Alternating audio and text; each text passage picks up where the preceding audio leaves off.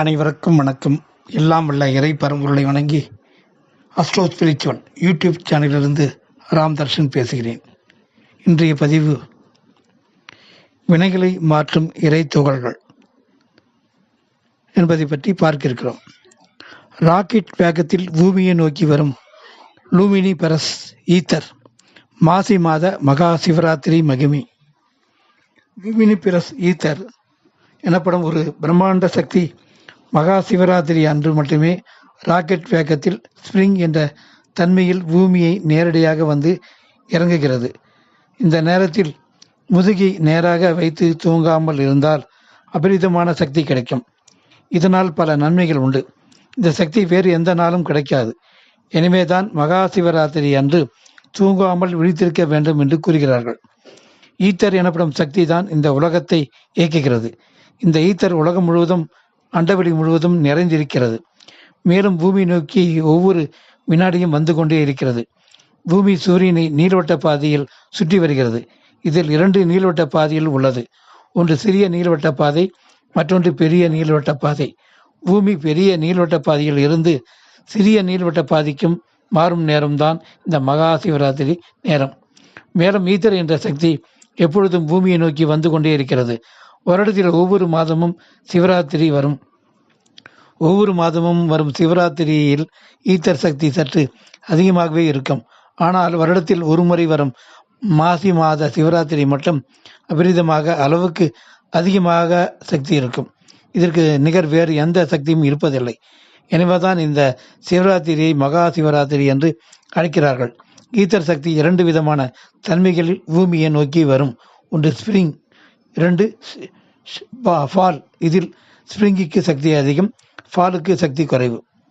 மாசி மாதம் மகா சிவராத்திரியில் வரும் ஈத்தர் ஸ்பிரிங் தன்மை கொண்டது. இதற்கு தான் அதிக சக்தி உண்டு. ஏனென்றால் ஈத்தர் மேற்கிலிருந்து கிழக்கு நோக்கி வரும் நகரம். பூமியின் கிழக்கில் இருந்து மேற்கு நோக்கி சுற்றி கொண்டிருக்கும். எனவே நேரடியாக முழு சக்தியை இந்த மகா சிவராத்திரியில் மட்டுமே கிடைக்கும். அதே சமயம் 180 கோண மாற்றத்தில் ஆவணி மாதத்திலும் ஈத்தர் கிடைக்கும். ஆனால் அதுபோல் ஃபால் என்ற தன்மையில் இருக்கும் அதற்கு சக்தி குறைவு. மேலும் பூமி சுற்றி நகரும் அதே திசையில் ஈத்திரம் பின்தொடர்ந்து வருவதால் சக்தி குறைவாக இருக்கிறது. புரியும்படி சொல்ல வேண்டுமென்றால் ஈத்தர் 20 மணி நேரமும் பூமியை நோக்கி சைக்கிள் வேகத்தில் வரும். ஒவ்வொரு மாதமும் வரும் சிவராத்திரியில் புல்லட் வேகத்தில் வரும். ஆவணி ஆடி மாதத்தில் கார் வேகத்தில் வரும். மாசி மாதம் மட்டும் ராக்கெட்டில் வேகத்தில் வரும். மகா சிவராத்திரி அன்று பூமி, நிலா, சூரியன் ஆகிய 3ம் ஒரே நேர்கோட்டில் இருக்கும் என்பது குறிப்பிடத்தக்கது. இந்தியாவில் நடு இரவு 12:15 AM முதல் 12:45 AM வரை உச்சக்கட்ட ஈத்தர் சக்தி கிடைக்கும் என்று கணக்கிடப்பட்டுள்ளது. எனவே இந்த நேரம் சிறப்பான நேரம். இந்த நேரம் ஒவ்வொரு நாட்டிற்கும் மாறும். இந்த லூமினிபெரஸ் ஈத்தர் பல மதங்களில், பல மார்க்கங்களில் இறைவன், கடவுள், பிரம்மாண்டம், இறைத்துகள்கள், ஆற்றல்கள், பேரறிவு, பிரபஞ்சம், பரமாத்மா மற்றும் அண்டம் என்று பல்வேறு பெயர்களில் அழைக்கிறார்கள். இதற்கு ஆதாரமாக கிமு 4ஆம் நூற்றாண்டில் அரிஸ்டாட்டில் பல கண்டுபிடிப்புகளை கொடுத்துள்ளார். மேலும் 17ஆம் நூற்றாண்டு முதல் ஐசக் நியூட்டன், ஐன்ஸ்டீன் மற்றும் அகஸ்டின் போன்ற பல்வேறு விஞ்ஞானிகளும் இதை பற்றி வேறு வேறு பெயர்களில் கூறியுள்ளார்கள். மகா சிவராத்திரி அன்று விரதம் இருந்து தூங்காமல் முதுகை நேராக வைத்து விழித்திருந்து தியானம் செய்வது மிக மிக மிக மிக சிறப்பு. ஈதர் உச்சந்தலையில் உள்ள சகசிர சக்கரத்தின் வழியாக பீனியல் கிளாண்டு என்ற ஆனந்த சுரப்பி என்ற ஆனந்த மூடியை அடைத்து பலவிதமான நல்ல ஹார்மோன்களை சுரக்கும். இந்த நேரத்தில் நமக்கு நம்மை ஆசீர்வாதம் செல்ஃப் பிளஸிங் செய்து கொள்ளும் பொழுது இது நமது DNA கெட்ட பதிவுகளை, கர்மாக்களை அழிக்கும் வல்லமை உள்ளது. மகா சிவராத்திரியில் பகலில் சக்தி கிடைக்கிறதா என்று பார்த்தோமானால் பகலில் சூரிய வெளிச்சம் இருப்பதால் ஈத்தர் சக்தி சற்று குறைவாகவே இருக்கும். இரவில் சூரிய வெளிச்சம் இல்லாததால் சக்தி அதிகமாக இருக்கும். 9 மணிக்கு மேல் மெலோடின் என்ற ஒரு திரவம் நமது உடலில் சுரக்கும். மேலும் காலை 2 மணிக்கு தான் நாம் பிரபஞ்சத்தோடு மிகவும் நெருக்கமாக இணைந்திருக்கும் நேரம். எனவே இரவு 9 மணி காலை 2 மணி வரை தான் அதிக சக்தி பெறும் நேரம். எனவேதான் இரவில் கண் விழிக்கிறார்கள். அதை சிர்காடின் ரிதம் என்று அழைப்பர்.